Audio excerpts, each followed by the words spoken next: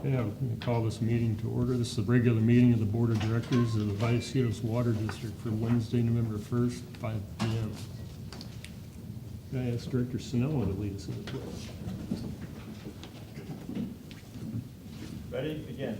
I pledge allegiance to the flag of the United States of America and to the republic for which it stands, one nation, under God, indivisible, with liberty and justice for all. Thank you. Roll call, please. Director Evans? Here. Director Hernandez? Here. Director Martin? Here. Snell? Here. Director Ellenboss? Here. Thank you. Okay, next is the adoption of the agenda for this meeting, and I do have a request to remove item 2.2 from the agenda, Oh, from the consent? from tonight's agenda. Oh. Item which? Item? 2.2, action item 2.2. Any reason why? Yeah, it's too expensive. I didn't realize how expensive it was gonna be when I asked to participate, and then I saw it on the minutes, and I went, oh, I'll second. So, that's the reason. It's similar Motion. I move. I move to remove 2.2 because Mr. Hernandez would like it removed. In a second. Second. Okay, it's been moved and seconded to adopt the agenda as amended, removing item 2.2. All those in favor say aye. Aye. Opposed, say no. Carries unanimously.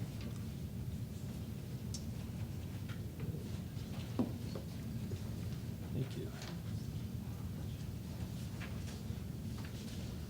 Okay, next is presentations.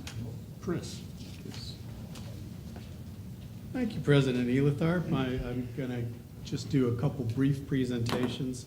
One of them is on Imagine a Day Without Water, back on October 12th. Over 700 organizations within the United States got together, including Vallecitos, and participated in an event, Imagine a Day Without Water, kind of a nationwide effort to educate people and advocate for water and the value of water across the country. There's quite a few challenges in the water systems throughout the United States, and this is just an effort countrywide to try and make people think about water and its value. The public info staff worked in collaboration with the finance staff to create a whimsical video, and it was highlighted by Aqua. It was highlighted by Brown and Caldwell's Water News. A couple of other agencies also shared it. OTI and Encina and staff shared it as well. The total number of impressions that we got, and it continues to grow as more people look at it, is 10,000 at this point, so that's a good amount. And Diane has it up on her monitor, and she'll play it for you.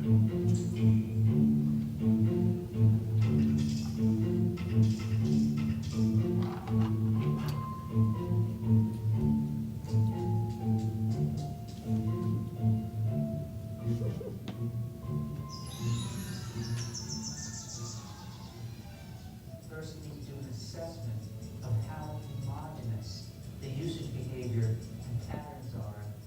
3 times for Vallecitos Water District, we would take 3 minus the 1.9, which is the max state factor, and then divide that by 3 times 500 by calculating the relative standard deviation within each of those customer classes. And that question, I can create a model and calculate the standard deviation so we can quantify the dispersion of the data set. That'd be helpful. that would be awesome. I'm very excited about that. Please do that. Then you're looking at the 1.9 divided by the base, 3 times the average. Sweet nectar of the gods.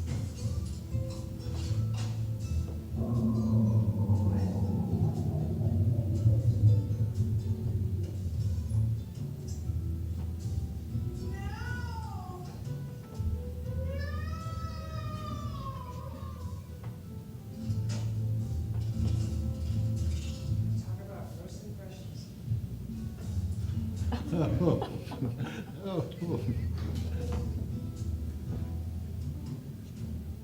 Calculate that, 1.9 minus 1 divided by 1.9. I got it. Multiply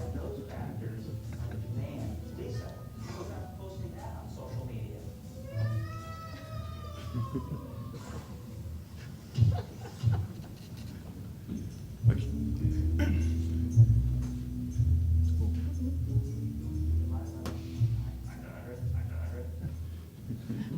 I have to be clear, public info staff doesn't really fall asleep in the finance meetings.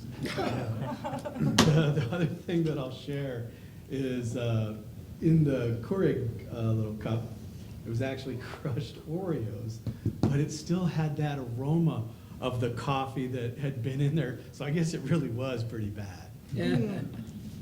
Got any questions? That was my question. Did she really put that coffee in her mouth? Yeah, just about. The other, Trey? yeah.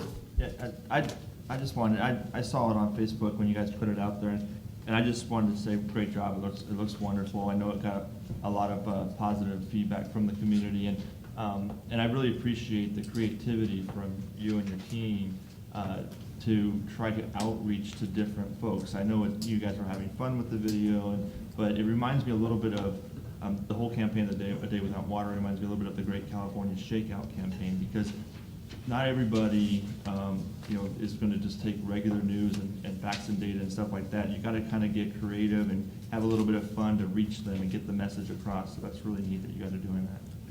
That's so much. So next, really quickly, on October 19th, so a week later after A Day Without Water, 44 of our customers went on our Water Academy tour, and I wanted to give you some updates on their feedback. The really nice thing was on the feedback forms that we get, 33 of the 44 customers filled it out, and you're looking for, poor, fair, good, excellent, and 42% of them that filled out the eval form gave us an excellent rating in every category that you'd want to see it. One of the questions is, what's your previous knowledge? So we don't want to see excellent. We want them to approve. So I didn't count that one. Just some anecdotal comments from customers. The knowledge and communication skills and jovial nature of the presenters was appreciated. I'm going to turn and look at Ed at the jovial nature. Rate this tour a 10 out of 10. Everyone at VWD did an outstanding presentation. Another comment, it was a great tour. Everyone was knowledgeable and helpful. Another customer wrote, the dedication of all of the employees was very evident. Another customer felt welcomed, good lunch, nice people, educated staff, and quality people running VWD. Another lady wrote in big letters, loved the tour, all capitals on it. And then a really neat one from a lady named Dora. One of the questions is, how would you rate the tour? And there's those boxes, poor, fair, good, excellent. She built her own box further to the right, marked it and wrote superb, so it was even past excellent. Some of the constructive criticisms that we got were some people were thinking it might be better to have a shorter day or like a half day or split it into 2 different days. So that's some feedback that we're taking into account. And the other one that I thought was rather funny was they wanted us to reduce the smell of the wastewater treatment plant. I'll see what I can do about that. General Manager Prim, you got anything you'd like to add? Yeah, I was just going to say it was an interesting experience for me because it was the first one I'd ever been to, and I attended it just like the other 44 people did and tried to see it through their eyes. And it was a really great experience. I was completely impressed with our staff, not just how they prepared the facilities, because that took quite a bit of time to go out there and clean them all out, make sure they're in good appearance, but the presentations from people that don't normally spend time in front of public making presentations. So you have equipment operators and water operators out there addressing large groups of people, and they did an amazing job. I know several of you were able to attend the morning session, and I'd like to encourage you all to attend all day the next time. And my one big hope for the program is we can get every customer of the district through that program, but it's never going to happen. It's just the numbers prevent it. But it's great when you do programs like that and you see everybody's knowledge level go from poor to excellent, and they all love the time that they spent here. So it was a really good experience. If I can add, General Manager Pwim actually got Encina to donate some of the fertilizer from the Pure Green from Encina that we were able to give out at the end. And I'm hoping I can take another 2 minutes and show a little video of the tour and the folks on the tour.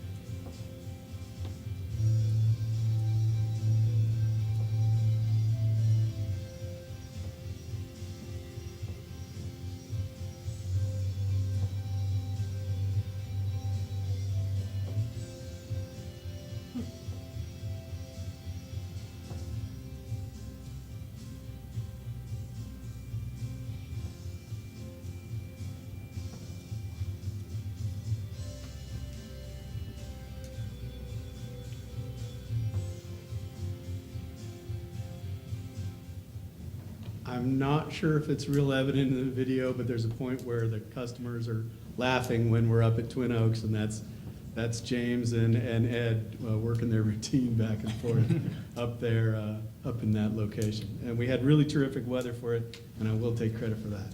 Anything else? No, that's it. Questions? Nice job. Great job.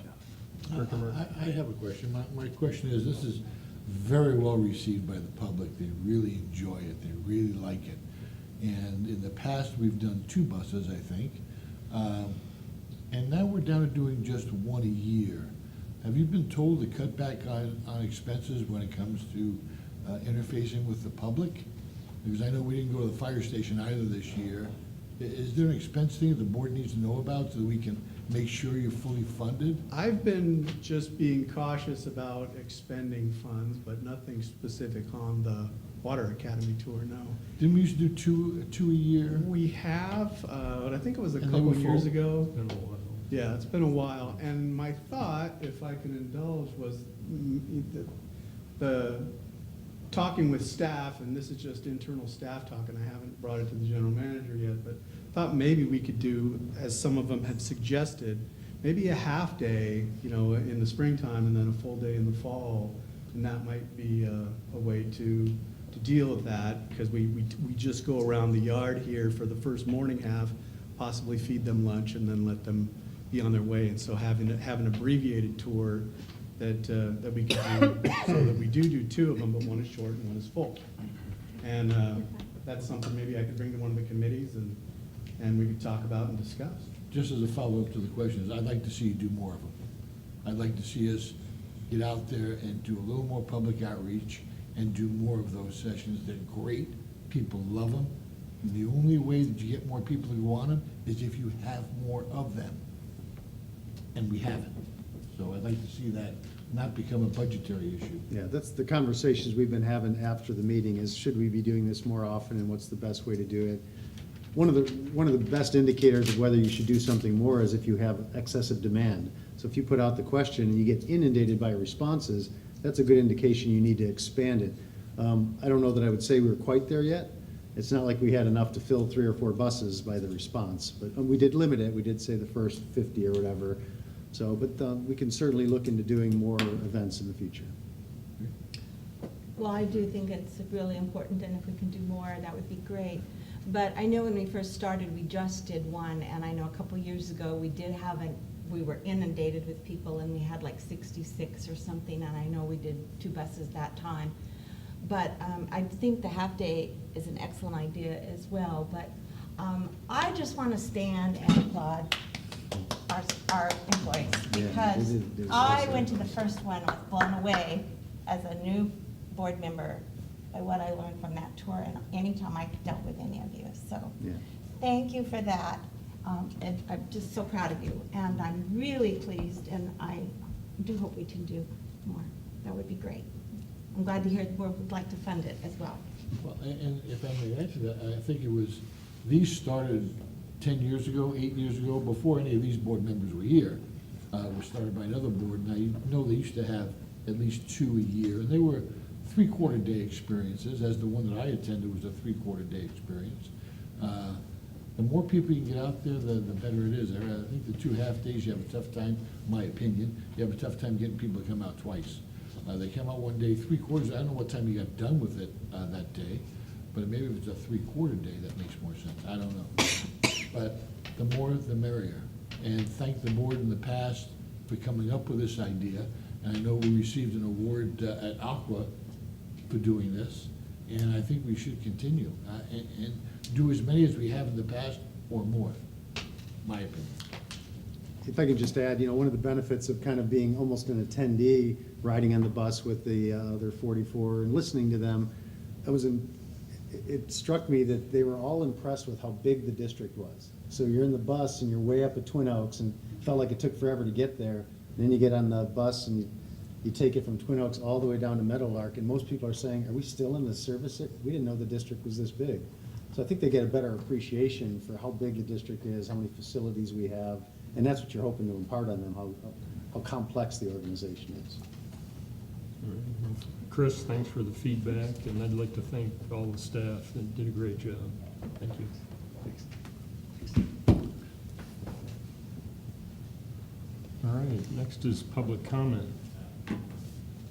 Persons wishing to address a matter not on the agenda may be heard at this time. However, no action will be taken until the matter is placed on a future agenda in accordance with board policy. We've got one request to speak from Mike Hunsaker.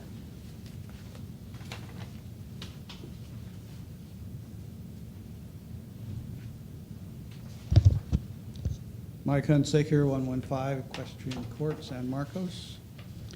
At the Finance Committee meeting, it was a fairly interesting meeting, I think. And some of the issues revolved about financing of major challenges that are ahead. The pension fund is one of them. And I'm hoping that that does get a good workshop in it. It is complex, and it is breaking the back of a number of government agencies. There are some other areas I'd also like to see some workshops on. One of them is on bonds. The IMF is predicting a collapse or a real challenge, let us say, in 2020 with the bond market, municipal and special agencies included. And I think that having seen some good bonds and some bad bonds go in this area, as far as their structure and details, I think this should be very carefully considered, especially in light of increasing inflation and increasing interest rates as expected. Let's see, I had one other item on finance bonds. It'll come to me later. But lastly, there was a side issue about, that wasn't really discussed, about taking inventory of how much land we have. I think the issue was whether or not we put it to public use or to sell it. Now, the sales is going to be interesting because a lot of this probably is ag land or marginal ag land, which can have tremendous amount of agricultural application. Right now, the marijuana business, of which you know I've been tracking, can be hugely profitable. I saw a couple of references to how profitable, and some of it's going in the $19 to $22 million an acre valuation. With that sort of value, that's bringing a great deal of interest. And if there's water rights that goes with the land, you could sell it at phenomenal rates. At present time, that hasn't been seen, but after January, I believe that we see a big rise. There's also an interest in whether or not we have space for a new high school, which should be considered. Thank you. Okay. Oh, I'm sorry. Good evening. My name is Emily, and I'm a representative of Senator Joel Anderson's office. We are inviting you to the Holiday Legislative Open House. It is December 12th at the Toyota of El Cajon. It is a time where we showcase our constituent services, and you can meet with the senator and discuss any legislative business and proposals. I do have a flyer that I can leave at the back of the room if you guys wish to take them. Thank you. Thank you. Can you pass the flyers out? You Yes, bring I a couple can. over? Okay, Yes. thank you. Well, thanks for coming. We're meeting with the senator tomorrow, actually. Appreciate it. Thank you very much. Appreciate it. Thank you.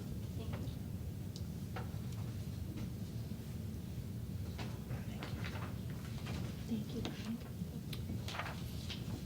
Thanks a lot.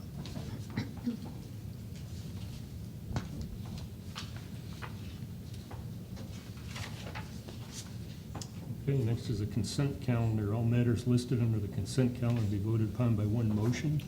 There'll be no separate discussion of these items unless a board member or member of the public requested a particular item be removed from the consent calendar, in which case will be considered separately under action items. I'd like to pull one item, 1.1A.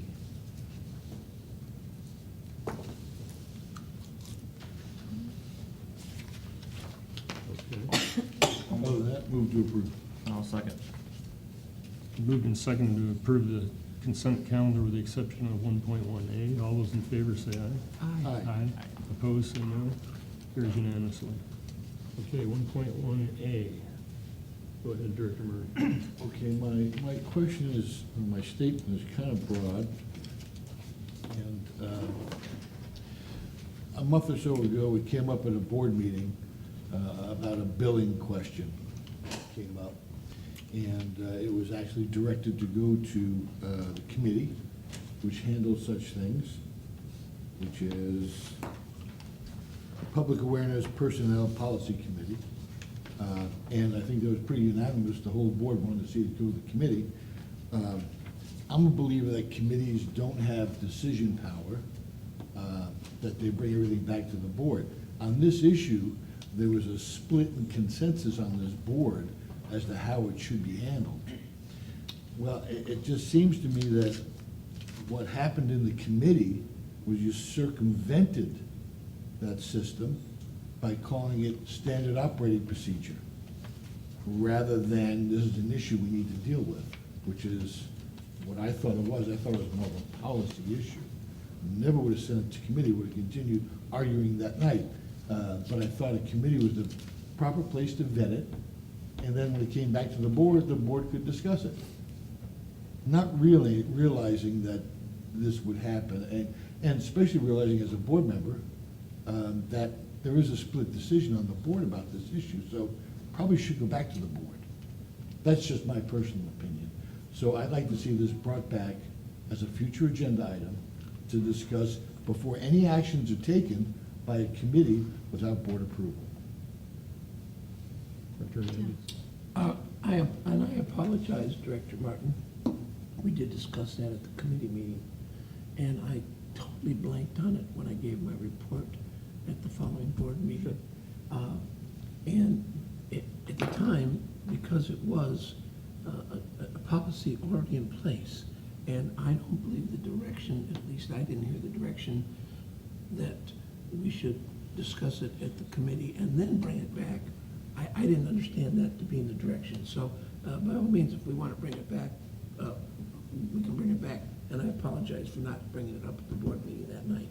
Oh, that's okay, I understood. If I could just seek clarification here. So at that committee you're referencing, there were two items. One had to do with the 48-hour disconnection, and the other had to do with a billing error that we were pursuing. Right. So which of those two items are you referring? On the bottom, and I just read it from the notes, on the bottom of page 5, general discussion took place. During general discussion was clarified that the process of conducting routine surveillance, performing queries, and checking for anomalies is a practice, not a policy. A standard operating procedure, SOP. So whatever that related to, and I assume that that's what it related to. It was for the billing, error in billing that went out. I think that's what that was trying to. I think so refer to. too. That's what I'd like to see come back. So so that particular issue is still unresolved. We're still working with the customer. If the board would like to have it brought forward in front of the whole board to talk at a policy level, I'd be happy to agendize. I think it is a policy question, and if there's a policy that states that now, you send that out to us so that I know it, rather than it's previously in place, specifically to what this question is, not generally. I'd like to see it. We can always change a policy, but like I said, I just think that all committee decisions need to be brought back to the board, not reclassified, especially when you know there's interest by board members on both sides. I would like to say what happened in that, if I remember correctly, was when we brought this forward, we wanted to review the policy. It wasn't to make a decision about an incident, it was to review the policy and the procedures. And when we spoke at the committee, we were told by the GM that there's not an actual policy, there is a standard of procedure. Now, if you would like to take a moment to explain the difference between a policy and a standard of procedure, that may clear part of this up.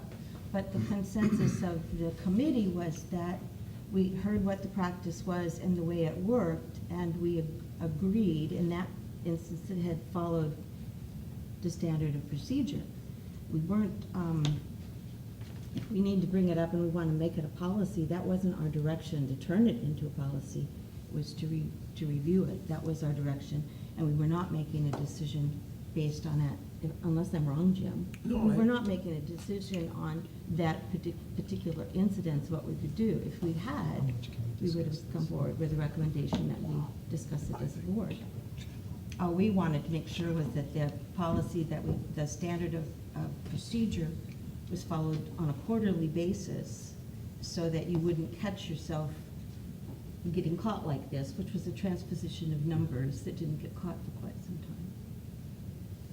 So, I don't know if you want to. Well, I just want to caution the board not to discuss it too much because it's not agendized for Right. discussion for that Sorry. particular item. So I think you're just seeking clarification a little bit, which is probably okay. So generally what staff is looking at is there is an ordinance that says you should people should be charged for the services that they receive. And just because there was a billing error doesn't mean they didn't receive the services or be responsible for paying. And that's what that's why we moved forward, and that's the discussion that took place at the committee. No, and I understand, and had I seen this come up on an agenda item, I wouldn't have brought it up at all, because we'd have been talking about it. So it's like, it needs to be an agenda item in my mind, because I understand what you're saying. I disagree with you completely, but I understand what you're saying, and I understand 3 years is arbitrary. One court might think 3 years is good, another court might think a year is good. I don't know, I think that's pretty arbitrary. And, well, we won't discuss any further, but just, if you would please, if we can have board approval, I think we do, Bring it forward. to bring it back on a future agenda, and take no action until that happens, unless you've already started an action based upon what the committee said. We had started an action before the committee ever discussed this issue. We are working with the customer to resolve issues, but no final action will be taking place before we bring it back in front of the board. Thank you very much. With that, I move to approve. Well, Director Snow. Is this standard operating procedure, this SOP, is this a written procedure, or is this just? Yeah, usually when you start using the term SOP, it's a written procedure. Yeah. That'd be like the training manual. If you got a new employee, say, here's how we do this. And they would read it, and that's the steps that staff would be expected to follow to accomplish the task. That's my understanding of SOP as well. Right, but that's at a staff level. That's not typically a board-approved SOP. It's something developed by the department that is in charge of that function. And so, so we do have a procedure that's been developed by that department that's in charge of that function? We will be developing a more prescribed procedure that would involve more routine surveillance. So that this event came, or this account was noticed as we were doing some account surveillance, but that account surveillance isn't prescribed in terms of how often we do it and what exactly is entailed in the account surveillance. So the recommendation of the committee was develop like standard operating procedures that would more clearly spell out what you're going to do it on a regular basis, and then we can maybe use the committee as the place to report out anomalies that may eventually go to the board. Okay. Yeah, and when this originally came to the board, I think I was traveling and not there, so I would definitely be interested in having the entire matter come back to us, so. Yeah, I would agree with that. I think there's enough policy issue here to be in front of the full board. Would you like it to be agendized as a general policy discussion and a discussion of the specifics of that one particular account, or is it just related to the That makes policy? sense. No, I want the whole thing, personally. Oh, both, right? Yeah, You said- both, I think both would be both. fine. Okay.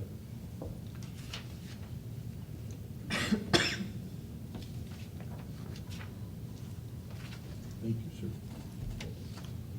All right, I'll entertain a motion to approve 1.1A. So moved. Second. Been moved and seconded to approve consent calendar item 1.1A. All those in favor say aye. Aye. Opposed, say no. Carries unanimously. Okay, on to action items. 2.1, communications site license agreement with the Regents of the University of California for the installation, use, maintenance, and repair of radio communication facilities. So Ed Pedrazzi is going to cover this, this item. Thank you, gentlemen. President Ellithorpe, members of the board, beginning on page 38 of your board packet is the staff memo and the proposed agreement with the University of California Regents. You actually approved this exact same agreement back in May of 2015 with the County of San Diego. So they're one of the members of this group that are putting out Ethernet radios, cameras, different environmental sensors throughout the County of San Diego and beyond, and linking them all together.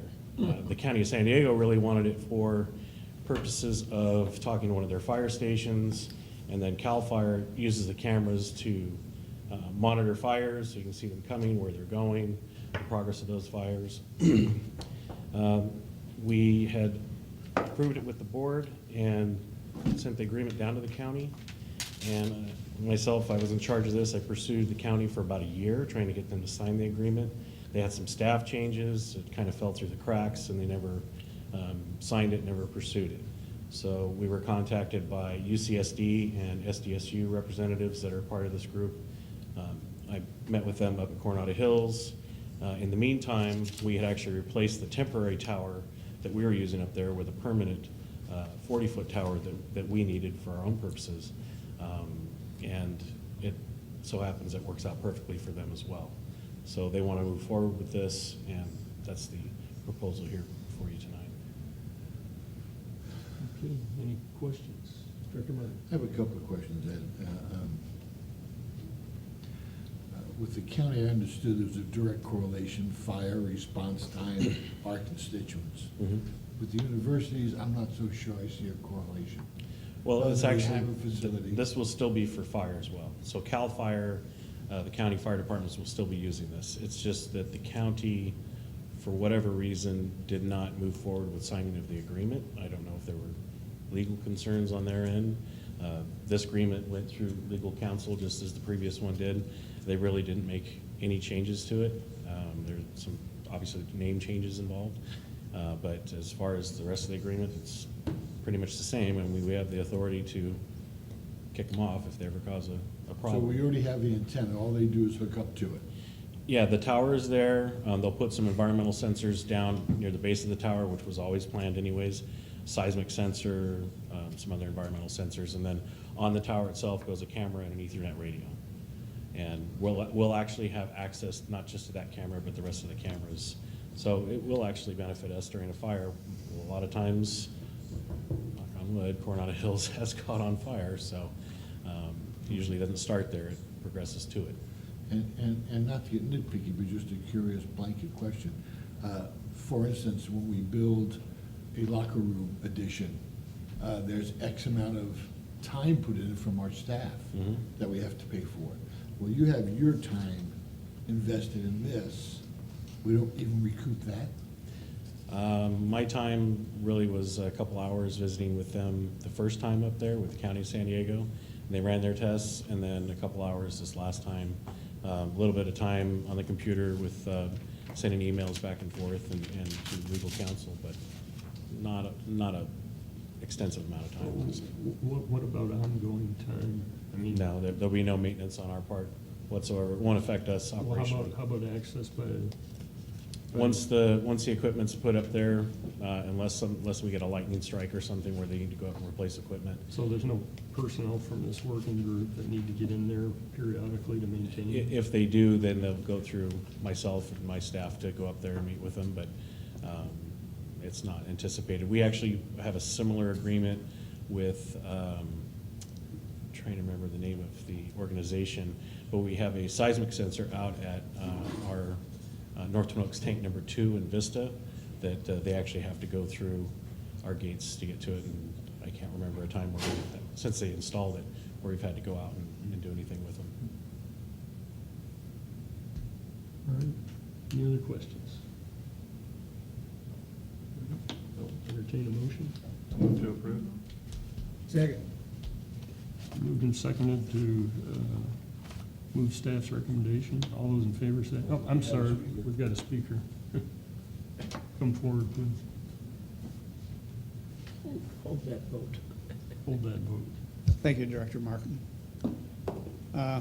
By the way, the other thing I was mentioning on the financing is healthcare, as the programs that are being done and improved.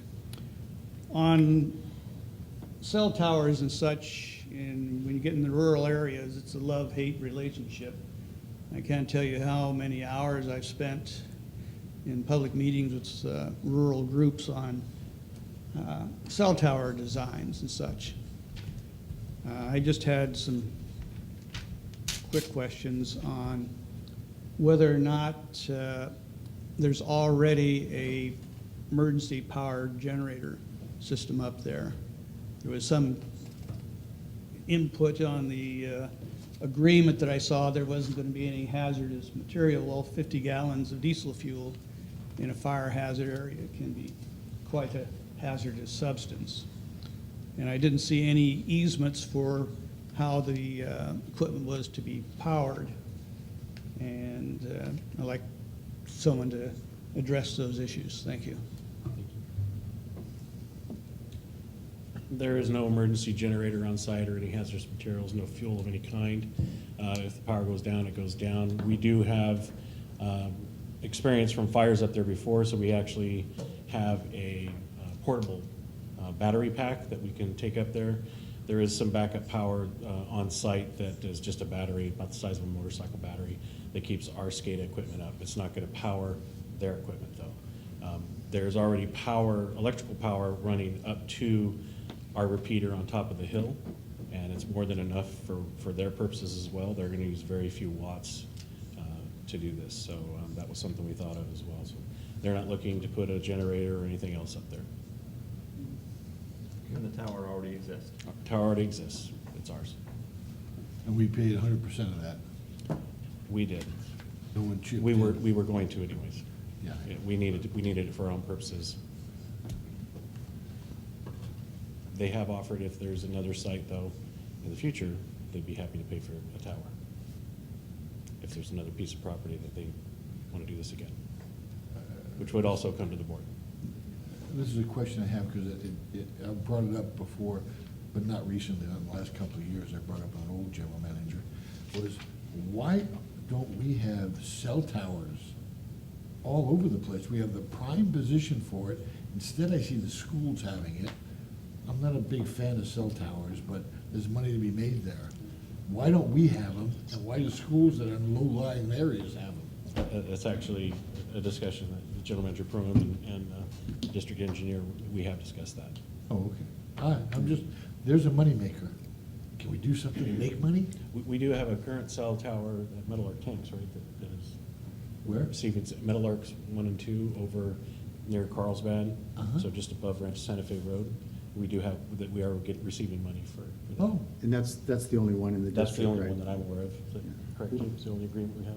We have several other agreements where cell companies have to traverse our property to get to their tower that's not on our property, and we get a small amount of money for those. But, right. you know, typically, the cell companies know where they want to put their towers, and they usually reach out to the people that are the landowners there. And the fact that they haven't approached us is an indicator that they don't see the need for that property. So at least since I've been here, we haven't been approached by anybody. Well, they could have been told in the past, we don't do that. I don't know. Just a question. Just a question. Thank you. Thanks, Thank you, Ed. Ed, for all you do. You're awesome. Okay, it's been moved and seconded to authorize the execution of a communications site license agreement. All those in favor say aye. Aye. Aye. Opposed, say no. Carries unanimously. Okay, on to item 2.3, meeting with Senator Joel Anderson, per diem expense reimbursement approval. Yeah, this is a very simple item. In the board ordinance, meeting with Senator Anderson is not on the list of approved per diems and expenses, so just in front of the board, do we want to consider covering expenses and per diem for any board members interested in attending tomorrow's meeting? Any discussion? A couple things. First off, yes, I do support that, but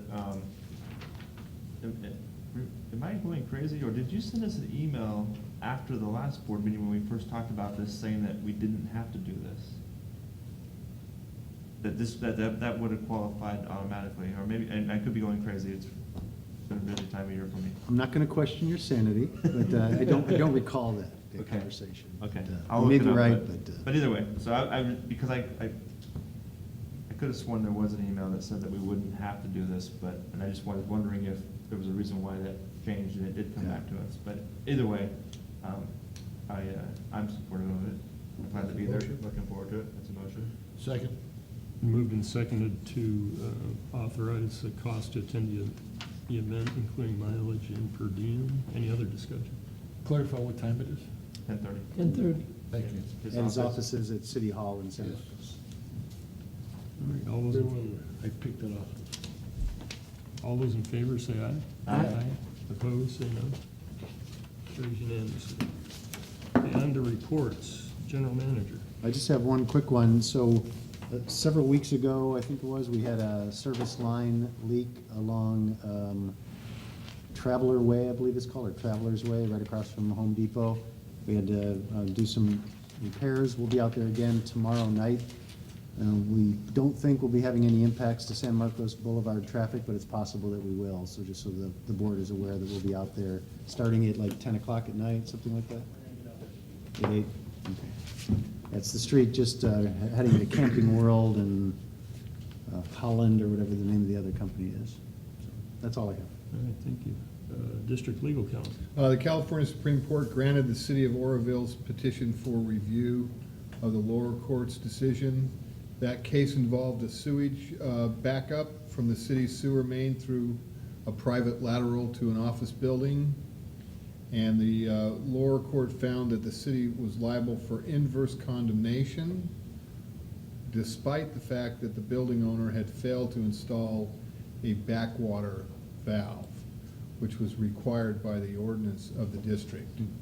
So just notwithstanding that, the lower court found that the district was liable for all of the damage. They had to displace the people in the building, and, you know, there was a fairly significant amount. So, very happy to hear that the Supreme Court has granted, had basically depublished the lower court decision and has granted the petition. So we'll keep you posted. A question though, isn't, and I'm just thinking, isn't the liability, if the district requires it and didn't check it off to say it has it, isn't the district liable? Well, it's really the private lateral is the responsibility of the land, of the owner of the building. And we're not, it's like a trespass almost if we're in there trying to see whether or not he's complied with it in some cases. I think it's if you have an ordinance, that really is their responsibility. And there's only a certain amount of oversight that sometimes you can't go inside, to find out, or they may have a utility room or something in there that, you don't have the ability to go in there. There was some dispute, I will say, in this case as to whether or not the main was being properly maintained, or whether there was some trees had got, some trees had got in there to cause it to back up. But the bottom line is that this was required by ordinance, and the owner of the building didn't do it, had never done it. But, good point. A question I have for our staff Yeah. is, when we charge for inspectors to go out to a job site, and we require one of these things to be installed, do our inspectors check for that to make sure it's installed? Or if not, then why are we charging people to do this? If we require it, do our inspectors check and make sure upon initial installation, not if a tree root got in or something later on down the road, but for an installation? I'm gonna ask District Engineer Gumpel to address that issue. Director Martin, our standard procedures require for all new installation that we do a test, we do a video, our inspectors review that. They're there for the test, they're there for the videoing. We have come back on site and found that what was put in was removed and something else was put in past. but I can't say we catch every single one of those. Also, there's also a limited amount of time our inspectors stand on a job, so they don't see every single piece of pipe that goes in the ground. That's why we require not only some site visits from our inspection team, but also the post-construction testing and videoing prior to our acceptance. Well, thank you very much. Director Hernandez. And Director Mayor, we do not require a backflow on our sewers. We don't? No. Straight in. Yeah. Clean out. Thank you. Now, I will say that this comes up with the pressure reducing devices that are typically in your garages. And we have a lot of notice goes out to the homeowners to make sure that they understand that they're responsible for maintaining those, because what happens is, after a period of time, those devices start to fail, then the pressures come in and the pipes start busting, and it would be a very expensive proposition if the district was liable for every pipe that bursts in every home. I went to court over that issue. Did you win? And no. There you go. There you go, there you go. It was small claims court. Yeah, So I yeah. was representing myself. Well, where were you suing? We were being sued, well, For the district, you were representing the district, representing yeah. Thank you. Small claims, you know. all right, on to San Diego County Water Authority. Most of what happened at the meeting you've already received through an email from the summarization. Most of the meeting was spent in closed session, and I will say, though, that there's a great feeling of hopefulness and expectation to work cooperatively with MWD and try to come to some ways of solving, settling it in a mutually beneficial manner. And there are a few, we only had the 12, 20, 14 cases done, so we have to pursue the others. But I think that you'll be pleased to see where it's headed. That's all I can report. Thanks. Thank you. Encina Wastewater Authority, Capital Improvement Committee. Next week is our committee meeting. Okay, and Policy and Finance Committee for Encina is also meeting next week on the 7th. Beyond the standing committees, Monday we had a Legal and Legislative Affairs Committee. Yep, I'll go ahead and give an update on that. As the board knows, we recently put out an RFP requesting proposals for legal services for the district, and the deadline has come and gone for firms to submit their proposals, and we had 5 firms that did, and we were, General Manager Prum provided the committee with those 5 proposals, and as you can imagine, each of them is a half an inch to an inch thick. We got them a couple days ago, and we have until Tuesday, the committee has until Tuesday to review those, and then we will be reconvening and having a discussion based off of what we've learned in those proposals, and based off that information, we'll come up with some next steps. All right, very good. Thank you. On our way of bringing it back to the board. Absolutely. Thank you. Finance Committee, I believe they met. We had a finance committee yesterday, actually. We don't have the minutes yet, but we'll report out on it. Really, we were planning on, in the future, we don't really know about the future because we don't know who's going to be on what committees until Mr. Hernandez makes some decisions.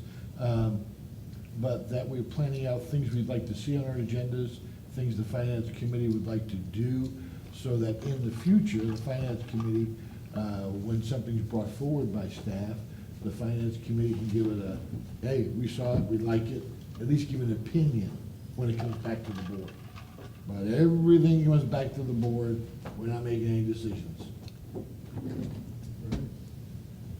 So we had quite a lengthy list that Tom now has. Thank you. Okay, thank you. Okay, on to Director's Reports on Travel. Engineering committee will be the 13th of the month. Okay, thanks. Director's Reports on Travel, Conferences, Seminars attended. Director Snell. I did not attend anything since last time we met. Okay. On the 19th, as we talked about already, we had the Academy Director Hernandez and I both were here in the morning to give our 5-minute pitch to all the people. It was great. Our staff always does an excellent job. Ever since the first one that I went to and attended as a new board member, all the ones I've attended, they do an excellent job. They're just well-versed, and we can't do enough of those. People really like them, and those people will never see here when the rates go up, because they understand it, and they understand more. So they always have a good time, so I think that as we build on that, we'll build more people wanting to come as they tell their friends and neighbors. On the 25th, Snedeck had their monthly meeting at the San Marcos Community Center. And this was on the beer industry, water, all the uses. They also had samples there, which was an aside. It was a forum. The beer was an aside. I don't drink, so I didn't have any. But it was very interesting to see what their thoughts along it are, and I'll leave a lot for Mr. Hernandez to report on it, because he was also there. Their meeting, just before you move on, their meetings are typically at 7 in the morning. Was that the case this time? They're switching them. What they're thinking of doing is having more in the afternoons and evenings, more at lunch or in the evenings, rather than having them in the morning, and having them at different sites in different areas doing different things. That seems to be what the way they're going, but I don't know. I just asked them if they come up with a specific date, stick to it, because they change their dates more than other people do. And we had a finance meeting yesterday, so that's all I have. Thank you. Director Hernandez. I too attended the event for San Diego County EDC, and it was astonishing to me the magnitude of dollars that this is bringing in. Bigger than the Wild Animal Park. There was another one that was bigger than the place over in Carlsbad. This is big. Legoland. Legoland, yeah. And San Diego County and Hops Highway, we're at the top of all this coming into our community. And water is a big issue. I talked with one gentleman who I identified that we had made our deal with Stone Brewery about the pulp. Right. And he was excited to know that. He says, oh gosh, I'll call him today. So it was very beneficial, and like Hal, I wish we'd set the date and move on. The other one that I attended was, what the heck was it? You're here for the academy. No, the Academy. Excellent, I'm sorry. Can't talk, can't think. And I'm happy to report that I am the poster child for Don't Be Left Behind. As is everyone I've been to, they continue to identify that they left me behind up at the Twin Oaks unit, so don't be left behind. So it was very good. Staff does a wonderful job as usual. And I would suggest that we should send out a personal invite to the 29 or 40 ratepayers who bemoan the fact that we're raising our rates. If we get those people on our tour, we'll be down to 2 or 3. So it was great idea. Great idea. Great idea. If I could add something to the Hops Highway, that one, which I thought that Jim reminded me. They're saying that $1.6 billion is North County's share of what's going on with the industry. But that includes all of its vendors, such as, one of the biggest vendors is us. We supply them with water. They buy hops, and the transportation, the truck drivers, the restaurants, when you, at $1.6 billion a year, huge industry. And as he said, bigger than Legoland, and bigger than the Wild Animal Park, so. And getting bigger. And getting bigger, yeah. Thank you. Director Evans. Well, isn't it too bad we didn't get Stone Brewery to stay in San Marcos? Yeah. Doggone it. I don't have anything to report, thank you, but I like Jim's idea on the academy. And I don't drink beer, so I didn't have any. I don't drink beer either, but I do drink water, so I'll drink more. All right, lastly, director's comments and future agenda items. Director Snow? Nothing? Director Evans? I don't think so, thank you. All right, well, with that, we're at the end of our agenda, so we are adjourned.